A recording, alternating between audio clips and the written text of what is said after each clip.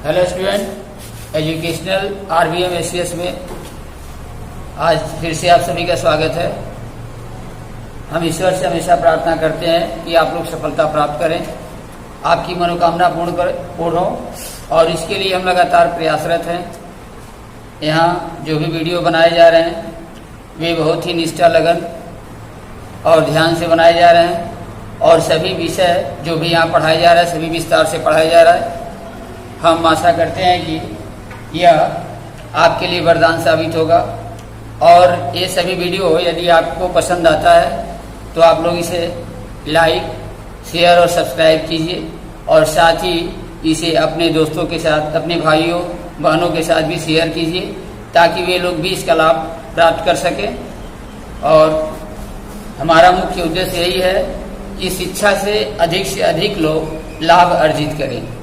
तो आगे अब हम लोग समय को ध्यान में रखते हुए अपने विषय पर चलते हैं। देखें, अब एक्सरसाइज 13.1 में चलते हैं। एक्सरसाइज 13.1, इसमें देखें क्या है, क्वेश्चन क्या दिया है। सबसे पहले दिया है कि जब तक अन्यथा न कहा जाए पाई बराबर 22/7 लीजिए। जब तक पाई का मान कुछ अन्य नहीं कहा जाएगा तब तक हमको पाई का मान 22/7 रखना है। पहला क्वेश्चन है, दो घनों जिनमें से प्रत्येक का आयतन 64 सेंटीमीटर क्यूब है। दो घन दिए गए हैं, घन कितने हैं? 2 हैं, और प्रत्येक का आयतन है 64 घन सेंटीमीटर। प्रत्येक घन का आयतन 64 घन सेंटीमीटर है। उनके संलग्न फलकों को मिलाकर एक ठोस बनाया जाता है। अब दोनों को मिला करके एक ठोस बना दिया जाता है, और इससे प्राप्त घनाभ का पृष्ठीय क्षेत्रफल हमें ज्ञात करना है। ठीक है, क्वेश्चन को ध्यान से देखेंगे। क्वेश्चन नंबर में दिया है, फर्स्ट में क्वेश्चन नंबर फर्स्ट है, दो घन है। अब देखें, अभी हम बताए हैं कि घन ऐसी आकृति होती है जिसकी लंबाई, चौड़ाई और ऊंचाई तीनों समान होती है। ये देखिए, ये घन है, दो घन है, और दोनों घनों का प्रत्येक का आयतन है 64 सेंटीमीटर क्यूब।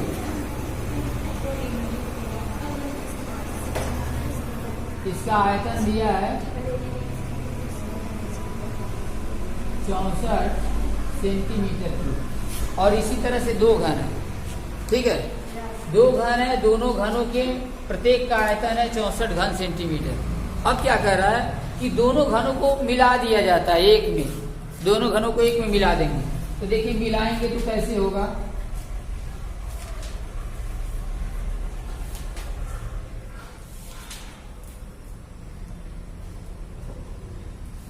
जब दोनों घनों को मिला देंगे तो इसकी आकृति हो जाएगी घनाभ की आकार।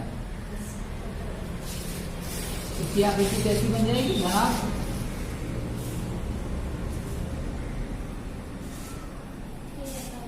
अब इसकी आकृति ऐसी हो गई, जैसे मान लें कि यहाँ पर इसकी लंबाई अगर a होगी, जैसे यहाँ पर मान लेते हैं a है यहाँ पर, तो यहाँ पर कितना हो जाएगा? 2a हो जाएगा, क्योंकि दोनों को एक साथ मिला दिया गया। ठीक है, तो केवल लंबाई बढ़ेगी, चौड़ाई और ऊंचाई में कोई परिवर्तन नहीं होगा। आगे बस समझ में ना। जैसे इसी तरह से दो घन है, दोनों घन को एक साथ क्या किया जाता है? संलग्न कर दिया जाता है, मिला दिया जाता है। तो दोनों को मिलाएंगे तो बन जाएगा घनाभ। इसकी लंबाई केवल दोगुनी होगी, बाकी चौड़ाई और ऊंचाई में कोई परिवर्तन नहीं होगा। तो कह रहा है कि दो घन है जिनमें से प्रत्येक का आयतन 64 घन सेंटीमीटर है। ये आयतन दिया है, दोनों घनों को एक साथ मिला दिया जाता है, और मिलाने से किसका निर्माण होता है? घनाभ का निर्माण होता है। तो इस घनाभ का हमें संपूर्ण पृष्ठ का क्षेत्रफल ज्ञात करना है, यानी पृष्ठीय क्षेत्रफल हमें ज्ञात करना है। घनाभ के पृष्ठ का क्षेत्रफल ज्ञात करना है।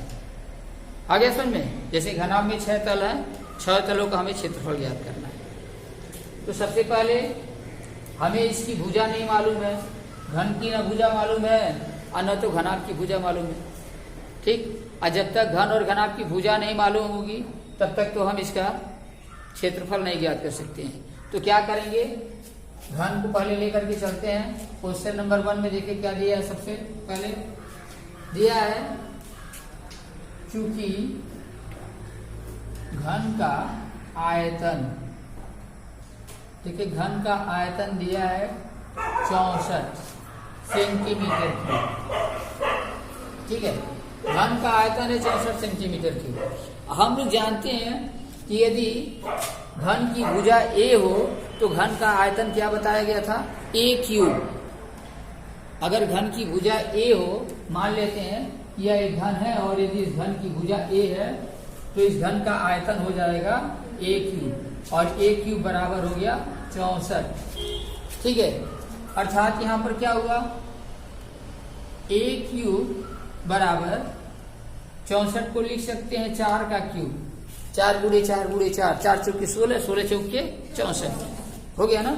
अब यहाँ क्यूब क्यूब अगर कैंसिल कर दें तो यहाँ पर क्या मिला, a बराबर 4, यानी a क्या है, घन की भुजा है। इसलिए हमको मालूम हो गया कि घन की भुजा कितनी है, घन की भुजा a बराबर 4 सेंटीमीटर। हमको घन की भुजा मालूम हो गई। अब तो सब कुछ मालूम हो गया। जब 4 है, अभी हम बताएं कि जब इसको दो घन को मिला करके बनाएंगे, इसी में 2 घन है, जैसे मान लें यहाँ पर एक पार्ट है, इसके बीच में से ऐसे 2 पार्ट है, 2 घन इसमें मिले हुए हैं।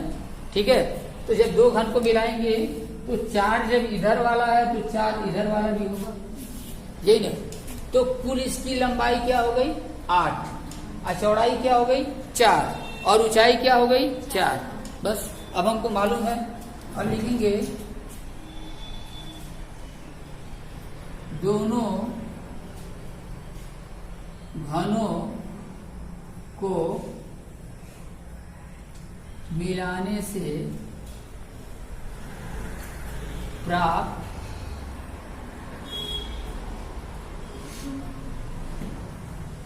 घनाभ की लंबाई। अब घनाभ की लंबाई क्या हो गई, दोनों घनों को मिलाने से प्राप्त घनाभ की लंबाई हो जाएगी 2 गुणे 4, यानी बराबर 8 सेंटीमीटर। घनाभ की चौड़ाई कितनी हो जाएगी भी, वह हो जाएगी केवल 4 सेंटीमीटर, और घनाभ की ऊंचाई h हो जाएगी ये भी 4 सेंटीमीटर। देखिए लंबाई चौड़ाई ऊंचाई तीनों घनाभ की मालूम हो गया। ठीक है, जब घनाभ की लंबाई चौड़ाई ऊंचाई तीनों मालूम है, अब यहाँ पर हम क्या करते हैं, घनाभ का संपूर्ण पृष्ठ निकालते हैं।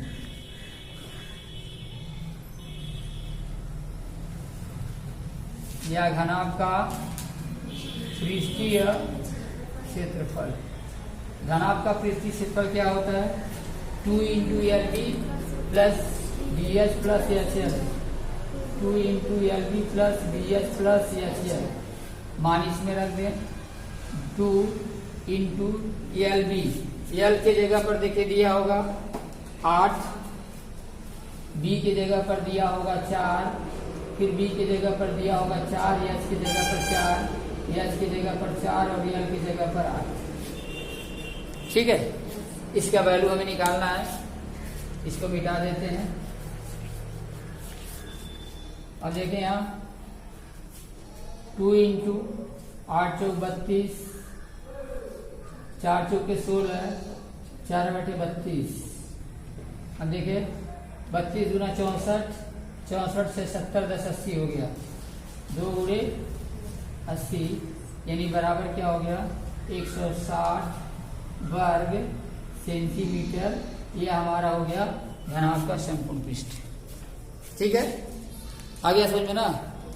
तो सबसे पहले क्या किए हैं, घनाभ का घन का आयतन दिया गया था, घन का आयतन दिया गया था 64।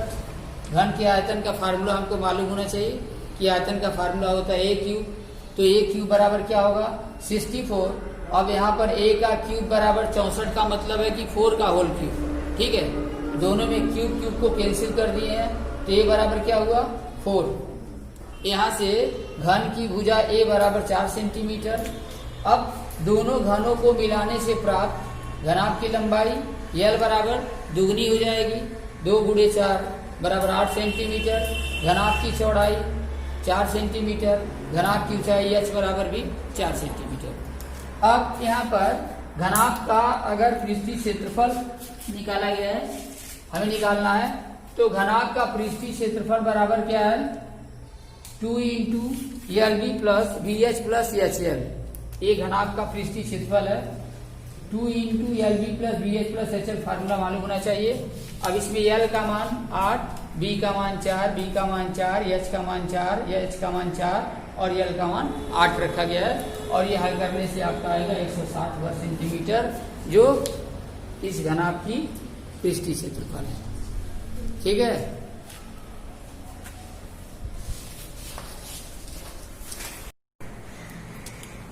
जगह 13.1 का क्वेश्चन नंबर 2 पे चलते हैं। सेकेंड नंबर क्या दिया है, दिया एक बर्तन एक खोखले अर्धगोले के आकार का है। 13.1 का क्वेश्चन नंबर 2 देखें। क्वेश्चन क्या है, एक बर्तन एक खोखले अर्धगोले के आकार का है जिसके ऊपर एक खोखला बेलन अध्यारोपित है। अर्धगोले का व्यास है 14 सेंटीमीटर और इस बर्तन की कुल ऊंचाई 13 सेंटीमीटर है। तो इस बर्तन का आंतरिक पृष्ठीय क्षेत्रफल ज्ञात कीजिए। ठीक है, देखिए क्या दिया है, एक बर्तन खोखले अर्धगोले के आकार का है। नीचे वाला जो आधार है वो खोखला अर्धगोला है। ठीक है, नीचे वाला जो दिया है वो क्या है, खोखला अर्धगोला है। ठीक, और इस अर्धगोले के ऊपर बेलन अध्यारोपित है, यानी इसके ऊपर एक बेलन है।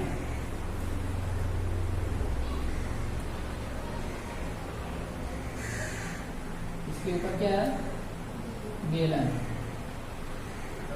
ठीक है, ये बेलन दिया है। अब कह रहा है अर्धगोले का व्यास 14 सेंटीमीटर है। ये जो अर्धगोला है इसका व्यास है 14 सेंटीमीटर, अर्थात ये पूरा यहाँ से यहाँ तक इसकी दूरी होगी 14 सेंटीमीटर। सेंटीमीटर में दिया है, तो अर्धगोले का व्यास दिया है 14 सेंटीमीटर और इस बर्तन की पूरी ऊंचाई कितनी है, 13। तो देखिए जब इसका व्यास यहाँ 14 है तो ऊपर वाले का भी व्यास हो जाएगा 14 और इसकी ऊंचाई जो पूरी है 13। ऊंचाई जो नीचे वाला अर्धगोला है, अर्धगोले का यह वाला बिंदु लेंगे। ठीक है, मिडिल पॉइंट, बीच वाला बिंदु से ये सीधी जो दूरी होती है इसी को ऊंचाई मानते हैं और ये ऊंचाई दिया 13 सेंटीमीटर। यहाँ से लेकर के और यहाँ तक की ये दूरी है 13 सेंटीमीटर। आ गया समझे? अब देखिए क्या होगा, क्योंकि खोखला जो गोला है, ठीक है, इस गोले का व्यास दिया है 14 सेंटीमीटर, तो इसकी त्रिज्या हो जाएगी 7 सेंटीमीटर। ठीक, तो त्रिज्या जब 7 सेंटीमीटर हो जाएगी तो इस अर्धगोले की ऊंचाई भी हो जाएगी 7 सेंटीमीटर। अर्धगोले की ऊंचाई यानी यहाँ पर मान लेते हैं हम ABC अगर ले लेते हैं तो यहाँ BC जो हमारा 7 है, B से C तक हमारा, यानी अर्धगोले की ऊंचाई हो गई 7 सेंटीमीटर। आ गया समझ में? पूरी ऊंचाई है 13, तो बेलन की ऊंचाई हो जाएगी 13 में से 7 घटा देंगे तो 6 सेंटीमीटर। ये हो गया बेलन की ऊंचाई। अब तो आ गया समझ में, सबकी माप हमको मालूम होगी। लिखेंगे जो दिया गया है, अब लिखेंगे अर्धगोले का व्यास, व्यास को D से निरूपित करते हैं और D बराबर हमारा दिया है 14 सेंटीमीटर। इसलिए अर्धगोले की त्रिज्या, अर्धगोले की त्रिज्या ज्ञात करेंगे। अर्धगोले की त्रिज्या r बराबर दिया है, जब d दिया है 14 तो त्रिज्या जो है इस व्यास का आधा होगा 14/2 और 14 में 2 का भाग देंगे तो 7 सेंटीमीटर। यह हो गया अर्धगोले की त्रिज्या। ठीक है, व्यास दिया है तो हम यहाँ त्रिज्या क्या कर लिए हैं, निकाल लिए। अब ध्यान से देखें, अब क्या करते हैं, अर्धगोले की त्रिज्या हमारी निकल गई है 7 सेंटीमीटर। ठीक, अब आगे क्या दिया है, हमें बेलन का आंतरिक पृष्ठीय क्षेत्रफल ज्ञात करना है। तो यहाँ तो अर्धगोले की त्रिज्या हम 7 सेंटीमीटर निकाल लेंगे। यहाँ अर्धगोले की ऊंचाई यहाँ त्रिज्या के बराबर होगी, तो यहाँ से यहाँ तक का यानी बी से सी तक के जो पार्ट है, यानी जो खोखला जो अर्धगोला है, इसकी ऊंचाई 7 हो जाएगी और बेलन की ऊंचाई यहाँ निकालेंगे। तो हम लिखेंगे, चूंकि खोखले अर्धगोले की ऊंचाई उसकी त्रिज्या के समान है, उसकी त्रिज्या के समान है। ठीक है, खोखले अर्धगोले की जो ऊंचाई है उसकी त्रिज्या के बराबर होगी, तो त्रिज्या इसका 7 है तो ऊंचाई भी क्या होगी, 7 होगी। तो अर्धगोले की ऊंचाई तो हम ले लिए, इसलिए हम लिखेंगे बेलन की ऊंचाई है, बेलन की ऊंचाई। तो बेलन की ऊंचाई h बराबर क्या हो जाएगा, 13 पूरी ऊंचाई है बर्तन की, 13 में से 7 यह घटा देंगे तो बराबर क्या होगा, 6 सेंटीमीटर। यह हो गया हमारा।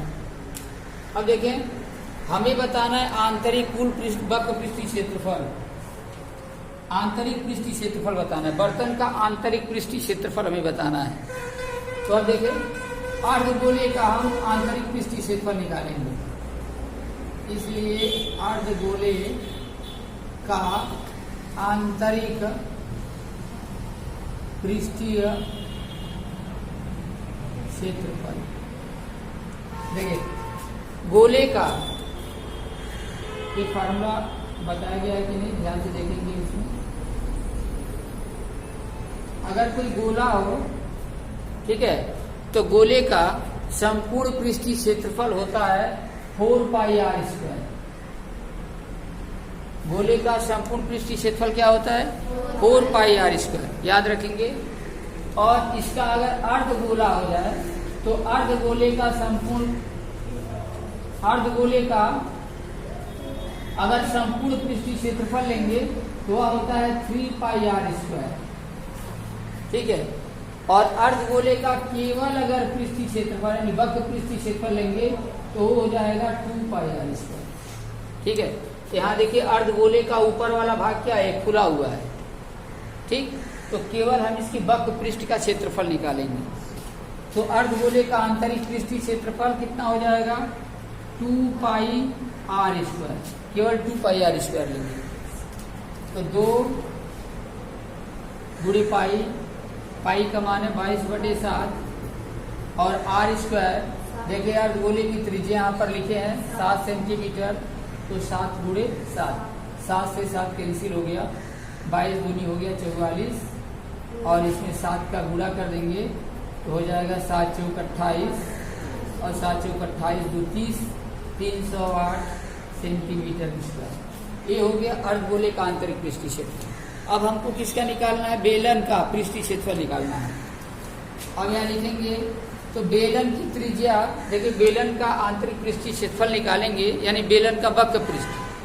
बेलन का वक्र पृष्ठ का हम फार्मूला क्या बताया, 2πr(h). ठीक है, तो बेलन की त्रिज्या क्या होगी, अर्धगोले की त्रिज्या की ही बराबर होगी।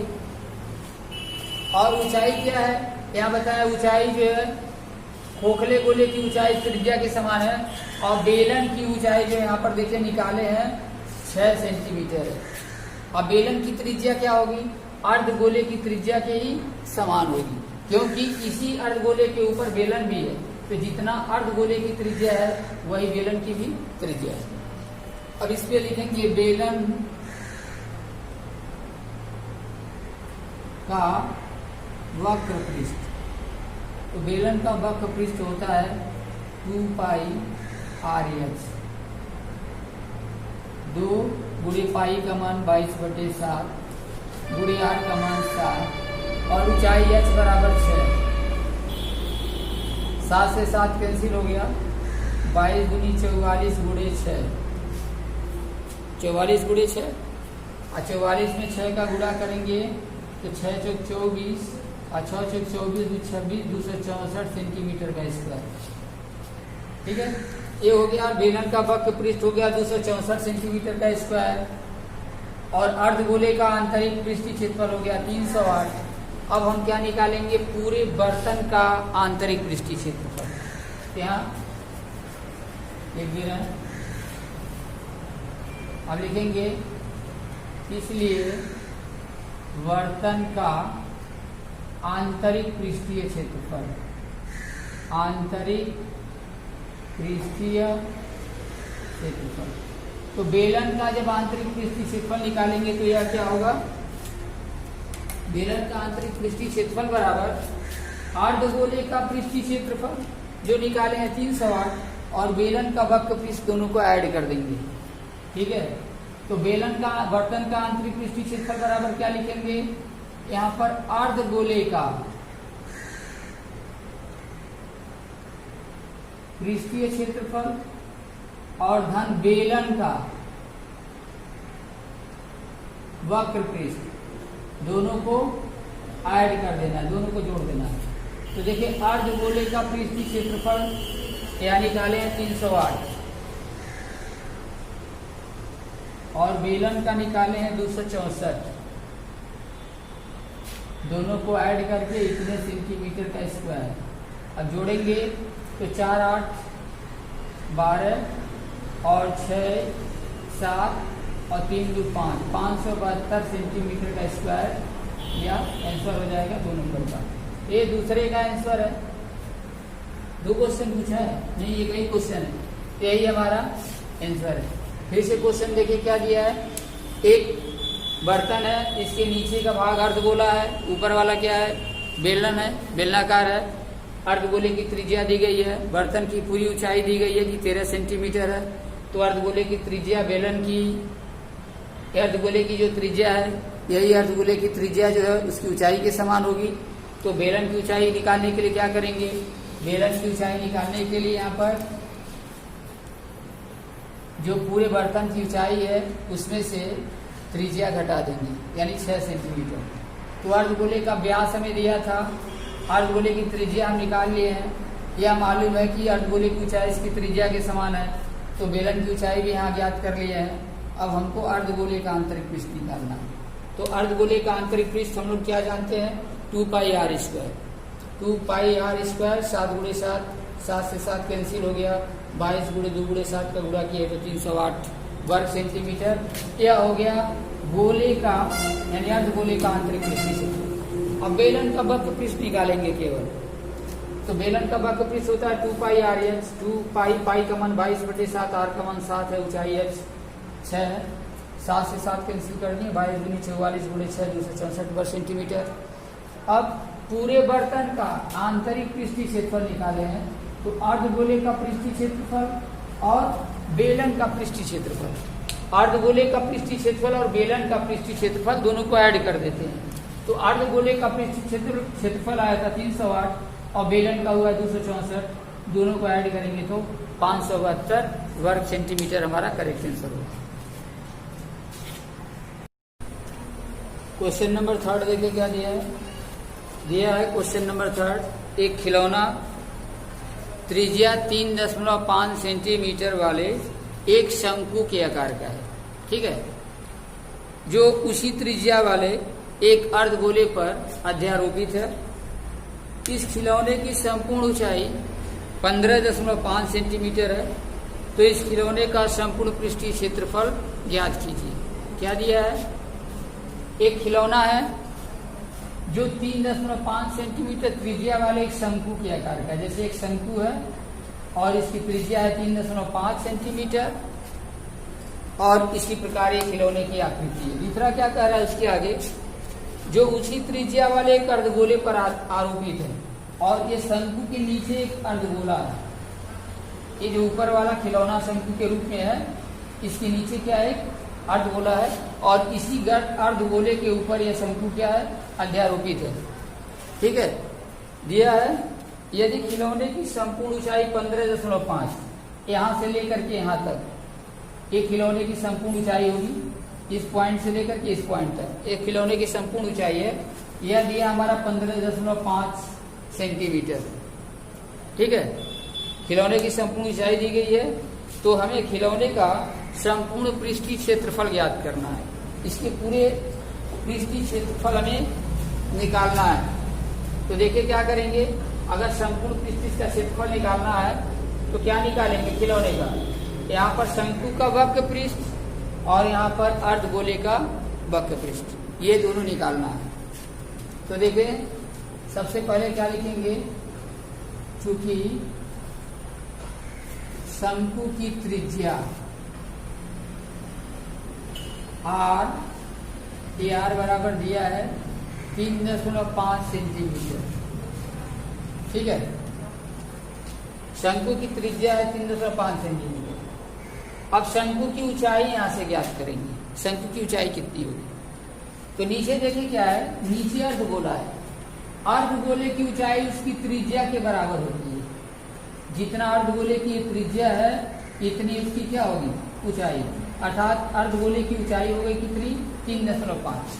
तो कुल ऊंचाई तो 15.5 है, 15.5 में 3.5 घटा देंगे, यहाँ तक हमारा हो गया 3.5। या 15.5 में से पूरा यहाँ से यहाँ तक है, इसमें से 3.5 घटा देंगे तो शंकु की ऊंचाई हो जाएगी 15 में से 3 गया 12 सेंटीमीटर। यह शंकु की ऊंचाई हमें ज्ञात। आ गई बात समझ में, बस यही हमको इसमें ध्यान देना है। तो शंकु की त्रिज्या दिया है 3.5। अब यहाँ लिखेंगे चूंकि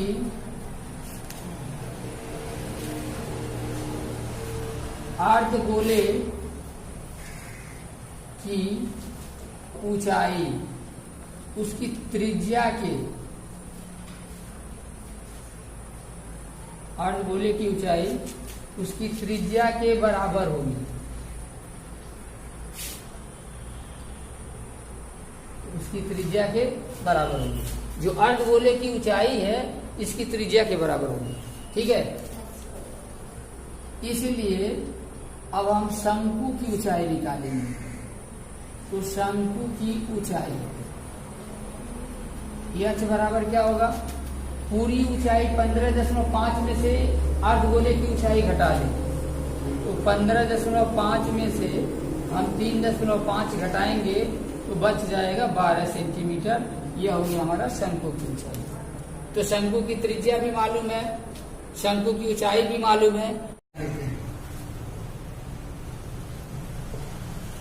शंकु की तिर्यक ऊंचाई यल बराबर होता है रूट में h² प्लस r²। अब h देखिए कितना दिया है, h दिया यहाँ पर 12, ये हो गया 12 का वर्ग और प्लस r दिया है 3.5 का वर्ग। ठीक है, ये 12 का वर्ग है, 3.5 का वर्ग है। 12 का वर्ग होता है 144 और 3.5 का वर्ग कितना होता है,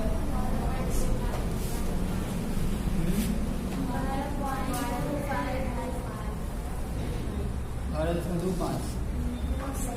तो 5 × 5 = 25, 5 × 6 = 25 को 5 हासिल 2 का हुआ, और 5 × 15 = 15, 30 × 2 = 32 को 2 हासिल 2, 3 × 9, 15 × 15 = 30, 2 = 32 को 2 हासिल 3 का, 3 × 9 = 3 12। ठीक है, 12.25। ये 3.5 का वर्ग हो जाएगा 12.25। ठीक है, अब इसको जोड़ेंगे 144 और 12.25 के जोड़ेंगे तो 144 12 पर जोड़ेंगे, 44 कुछ 46 हो गया, 10 56 156.25। अब 156.25 का वर्गमूल निकाल लेंगे, ठीक है।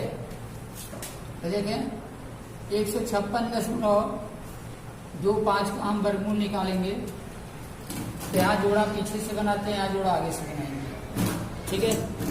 1 से पहले करेंगे, 1 से यह कैंसिल हो जाएगा और इसको जोड़ देते हैं, 1 एकम 1। अब यहाँ 5 6 उतारेंगे, 2 बार ले जाएंगे तो 22 दूनी 44, 2 यहाँ बचेगा, यहाँ 1 बचेगा, इसको जोड़ देते हैं तो 22 2 24, इसको ऐड किया जाता है। अब यहाँ क्या करेंगे फिर हम, यहाँ तो 2 बार ले गए तो यहाँ भी लिख देंगे। अब यहाँ दशमलव है तो दशमलव उतारेंगे और इसके बाद हम 2 5 को उतार देंगे।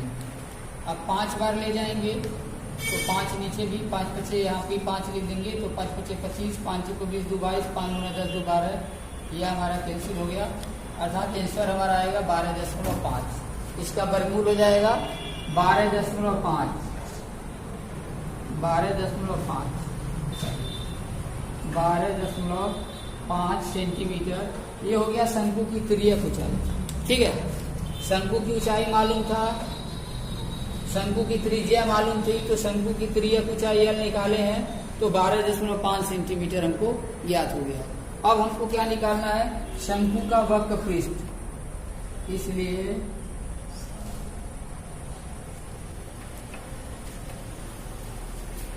शंकु का वक्र पृष्ठ, और शंकु का वक्र पृष्ठ बराबर होता है पाई आर एल, ठीक है। पाई आर एल, पाई का मान 22/7, आर का मान शंकु का 3.5 और एल का मान अभी हम निकाल दिए 12.5। 7 से यहाँ कैंसिल कर दे, 7 बचे 35, 0.5 बार में कट जाएगा। आगे हम यहाँ करते हैं तो बराबर क्या हो जाएगा, देखें 22 पचे होता है 110, तो 22 पचे 110 और 1 अंक के पीछे दशमलव देंगे तो केवल 11 हो जाएगा। और यहाँ पर बचा है 12.5 पूरे 12.5। अब 11 से गुणा कर दे, 11 पच्चीस 55, 11 दूनी 22, 5 27 को 7 हासिल 2 का, और 11 कम 11 2 13, ये हो गया। 1 अंक के पीछे दशमलव, 137.5 सेंटीमीटर का स्क्वायर ये शंकु का वक्र पृष्ठ हो गया, ठीक है। और हमें अब अर्धगोले का वक्र पृष्ठ निकालना है, तो अर्धगोले की त्रिज्या क्या होगी, वो भी 3.5 सेंटीमीटर है।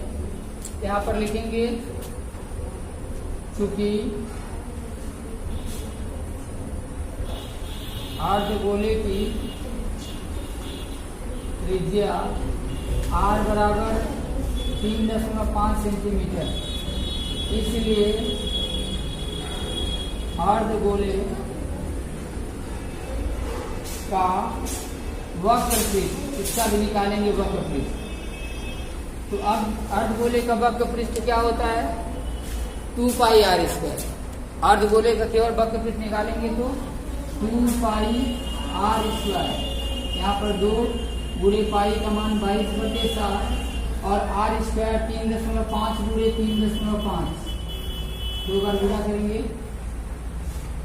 देखिए 7 से कटा देंगे, 7 बचे 35, 0.5। अब यहाँ पर 22 बचे 110, 11 आएगा, ठीक है। यहाँ पर जो गुणा किए 11 दूनी होता है 22, 22 गुणे 3.5, 22 में 3.5 को गुणा करेंगे तो 22 बचे 110 से 0 हासिल 11, 22 या 66 और 11 हो जाएगा 77, ठीक है। 22 बचे 110, 22 या 66, 11 होता है 77, 1 अंक के पीछे दशमलव देंगे तो हो जाएगा केवल 77 सेंटीमीटर का स्क्वायर। ये हम क्या निकालें, अभी अर्धगोले का वक्र पृष्ठ निकालें, ठीक है। हमको क्या निकालना है, पूरे खिलौने का पृष्ठ निकालना है, तो खिलौने का पृष्ठ निकालेंगे। तो नीचे ध्यान देना, इसलिए खिलौने का पृष्ठ बराबर। तो क्या करेंगे, दोनों को जोड़ देंगे, 137.5 और प्लस 77, दोनों को ऐड कर देंगे। या लिख देंगे खिलौने का पृष्ठ बराबर अर्धगोले का वक्र पृष्ठ धन शंकु का वक्र पृष्ठ। तो अर्धगोले का कितना आया 77, शंकु आया है 137.5, दोनों को जोड़ देंगे तो हो जाएगा 714 और 7 3 10 1 11 और 1 1 2, ठीक है 37 में 77 पहले जोड़ देंगे तो देखिए 7 7 14 और 7 3 10 1 11 और 1 1 2 और 0.5 यहाँ पर वैसे ही उतर जाएगा कि कितने सेंटीमीटर का स्क्वायर, यानी 214.5 सेंटीमीटर का स्क्वायर। हाँ ठीक है, तो देखें तो क्या करना था, सबसे पहले एक बार फिर से देख लें क्वेश्चन को। क्वेश्चन में दिया है एक शंकु के आकार का खिलौना है और इस शंकु के नीचे क्या है, अर्धगोला है जिसकी त्रिज्या दिया गया शंकु का 3.5। शंकु की ऊंचाई दी गई थी 12 सेंटीमीटर, सॉरी शंकु की ऊंचाई नहीं दी गई थी बल्कि पूरे खिलौने की ऊंचाई दी गई थी, ठीक है। तो हमें इसका पृष्ठीय क्षेत्रफल ज्ञात करना है। तो सबसे पहले क्या किया गया है, शंकु की त्रिज्या हम ज्ञात किए हैं, दिया गया है, और अर्धगोले की ऊंचाई इसकी त्रिज्या के बराबर होती है। जब अर्धगोले की ऊंचाई त्रिज्या के समान होगी तो अर्धगोले की ऊंचाई यहाँ पर 3.5 और यहाँ से हम शंकु की ऊंचाई निकाल लिए हैं 15.5 में 3.5 घटाएं तो 12 सेंटीमीटर शंकु की ऊंचाई मालूम हो गई। अब शंकु की ऊंचाई मालूम हो गई तो हम शंकु की त्रिज्या की ऊंचाई निकाल लिए हैं। ये तो पहले ही बताया गया है फार्मूले में कि शंकु की त्रिज्या की ऊंचाई L बराबर रूट में h square plus r square. h का मान यहाँ पर देखिए 12 है और r का मान 3.5 है, ठीक है। 12 का बर 144, 3.5 का बर 12.25, दोनों को जोड़ेंगे तो 156.25 और इसका वर्गमूल होता है 12.5, यहाँ दशमलव है ध्यान देंगे, ठीक है।